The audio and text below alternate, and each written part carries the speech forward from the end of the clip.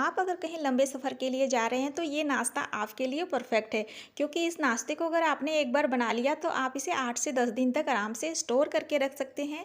ये ख़राब नहीं होता है। इसे आप हल्के फुल्के भूख में या फिर चाय के साथ में इंजॉय कर सकते हैं। ये बहुत ही खस्ता बनता है। आप देख सकते हैं कितना खस्ता बना है।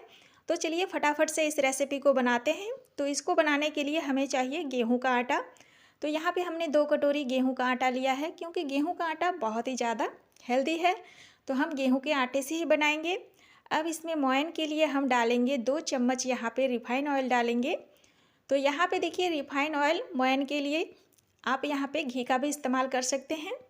अब स्वाद अनुसार यहाँ पे हम नमक डाल देंगे और सारे चीज़ों को बहुत ही अच्छे से यहाँ पे मिक्स कर देंगे, ताकि आटे में जो है रिफाइन बहुत ही अच्छे से मिक्स हो जाए।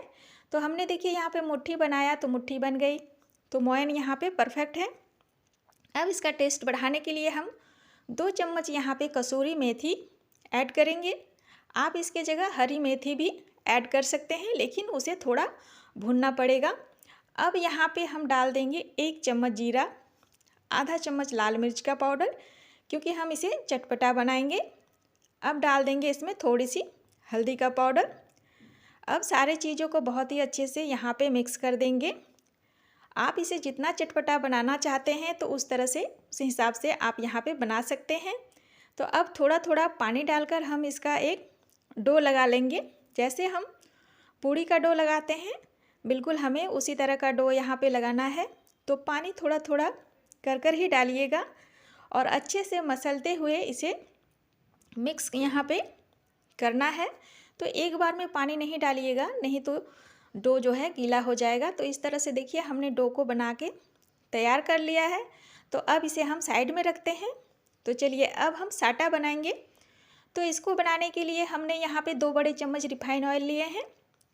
अब इसमें 1 चम्मच हम गेहूं का आटा डाल देंगे और इसका एक हमें पेस्ट तैयार करना है। इससे जो रेसिपी बनेगी वो बहुत ही ज़्यादा क्रंचनेस वाली और एकदम से खस्ता बनेगा। तो यहाँ पे साटा इस तरह से बना के तैयार करना होता है। तो देखिए इस तरह से आप यहाँ पे तैयार कर लीजिएगा। तो चलिए अब डो को ले आते हैं। तो डो देखिए अच्छे से यहाँ पे सेट हो गया है। तो अब डो को हम 2 भाग में यहाँ पे बांट लेंगे। तो यहाँ को देखिए डो को हमने 2 भागों में बांट लिया है। अब इसे हम बेलकर एक रोटी तैयार करेंगे बड़ी सी। तो हमने चकला ले लिया है। तो अब देखिए हम इसकी एक बड़ी सी रोटी बनाएंगे। तो यहाँ पे रोटी को देखिए एकदम मोटा नहीं रखना है। यहाँ रोटी जितना हो सके आप यहाँ पे पतला रोटी बना के यहाँ पे तैयार करिएगा। तो इस तरह से देखिए हमने यहाँ पे रोटी को बेल के तैयार कर लिया है। तो मैं आपको दिखा देती हूँ। तो देखिए इस तरह से इतना मोटा हमने रोटी तैयार किया है।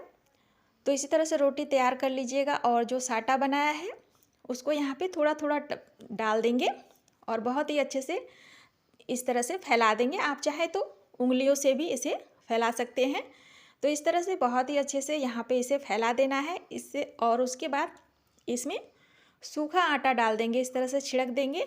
ये प्रोसेस करना बहुत ही ज़रूरी है, क्योंकि जो नाश्ता हम बना रहे हैं उसमें बहुत ही ज़्यादा खस्तापन आएगा अगर इस तरह से हम बना के यहाँ पे तैयार करेंगे। तो इस तरह से हम एक बार फिर फोल्ड कर देंगे और साटा को यहाँ पे इस तरह से फिर से इसमें लगा देना है और इसके ऊपर से देखिए हमें फिर आटा इस तरह से छिड़क देना है।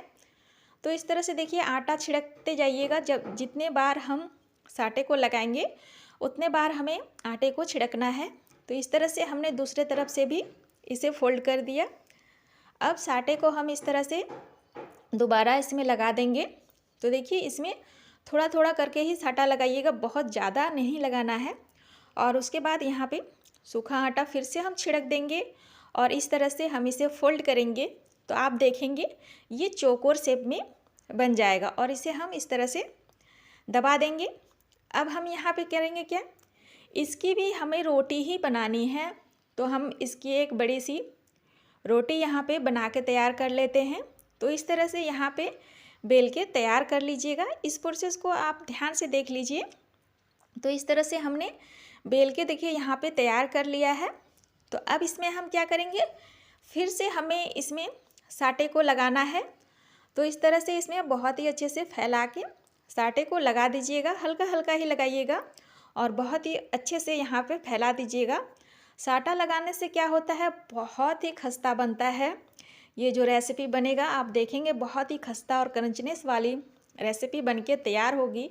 और इस तरह से फिर से हम इसमें आटे को छिड़क देंगे।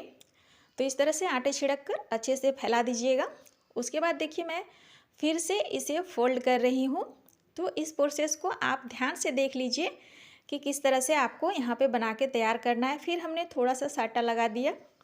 अब इस पर हम आटे को छिड़क देंगे और दोबारा से हम इसे इस तरह से दबाते हुए सील कर देंगे। तो अब इसको हमें रोटी नहीं बनानी है, बस इसके ऊपर से हम बेलन चला के इसे थोड़ा लंबा कर लेंगे।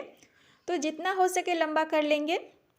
तो इस तरह से देखिए हम सिर्फ इसे लंबा कर रहे हैं, इसकी हमें रोटी नहीं बनानी है। तो इस प्रोसेस को आप ध्यान से देख लीजिएगा कि किस तरह से हम बना रहे हैं। तो बस आपको इसी तरह से बना के तैयार करना है। तो इस तरह से देखिए हमने इसे बेल कर तैयार कर लिया है। अब हम चाकू की सहायता से इस तरह से 1/2 इंच करके हम इसमें कट लगा देंगे।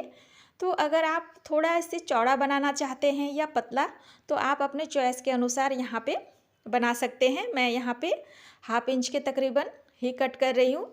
तो इस तरह से यहाँ पे कट कर लीजिएगा। तो देखिए यहाँ पे हमने इसे कट कर लिया है। मैं आपको दिखा दूँ, देखिए इस तरह से कट करना है और बहुत ही ज़्यादा लेयर वाली ये रेसिपी बनके तैयार होगी, आप देखेंगे। तो इसे हमने प्लेट में उठा लिया है। तो इसी तरह से हम दूसरे वाले लोई की भी तैयार कर लेते हैं। तो दूसरे वाले लोई को भी देखिए हमने इस तरह से तैयार कर लिया है और उसी तरह से हम इसको भी 1/2 इंच के बराबर में यहाँ पे कट कर लेंगे। तो इस तरह से सारे को हम बना के इकट्ठा कर लेंगे, उसके बाद ही हम इसको फ्राई करेंगे। तो देखिए इस तरह से हमने इसे तैयार कर लिया है। तो अब इसे भी हम उठा के प्लेट में रख लेते हैं। तो चलिए अब इसे हम उठा लेते हैं। तो इस तरह से हम सारे को उठा लेंगे, उसके बाद हम इसे फ्राई करेंगे और ये बहुत ही अच्छा नाश्ता बनके तैयार होगा, आप देखेंगे। तो चलिए अब कढ़ाई में हमने तेल गर्म होने के लिए दे दिया है। अब चेक कर लेते हैं तेल गर्म है कि नहीं। तो यहाँ पे देखिए तेल गर्म है। तो अब हम यहाँ पे सारे कटे हुए को डाल देंगे। जितना तेल में लेगा उतना ही हम यहाँ डालेंगे और इसे हम अच्छे से फ्राई करेंगे। तो यहाँ पे अभी गैस का फ्लेम हाई था, अब हम यहाँ पे गैस का फ्लेम लो कर देंगे ताकि ये अंदर तक एकदम से क्रिस्पी हो जाए और अंदर तक अच्छे से पक जाए। तो अब इसे हम एक बार पलट देते हैं। तो इस रेसिपी को जब भी आप बनाएंगे तो अलटते पलटते हुए और लो फ्लेम में बनाएंगे ताकि इसमें खस्तापन रहे और क्रंचनेस आए। इसलिए आप लो फ्लेम में ही इसे फ्राई करिएगा और इसे अलटते पलटते हुए दोनों साइड से अच्छे से गोल्डन ब्राउन होने तक यहाँ पे हम फ्राई करेंगे। वीडियो अच्छी लगे तो लाइक करिएगा। अगर आप मेरे चैनल पे नए हैं तो प्लीज़ चैनल को सब्सक्राइब करिएगा और सब्सक्राइब करके मुझे सपोर्ट ज़रूर करिएगा। तो इस तरह से देखिए हम इसको फ्राई कर लिए हैं और इसमें कितने सारे लेयर बनके तैयार हुई है, आप देख सकते हैं। तो चलिए अब इसे हम प्लेट में निकाल लेते हैं। तो देखिए हमने इसे प्लेट में निकाल लिया। अब देख सकते हैं आप कितना सुंदर लग रहा है और इस नाश्ते को आप 8 से 10 दिन तक आराम से स्टोर करके रख सकते हैं, ये ख़राब नहीं होती है। तो इस तरह से सारे को हमने फ्राई करके निकाल लिया है। अब आप देख सकते हैं बहुत ही इसमें खस्तापन आया है और क्रंचनेस भी है। और इस तरह से आप इसे बना के इंजॉय कर सकते हैं, हल्के फुल्के भूख में, चाय के साथ में भी इंजॉय कर सकते हैं और लंबे समय के लिए तो ये परफेक्ट नाश्ता है।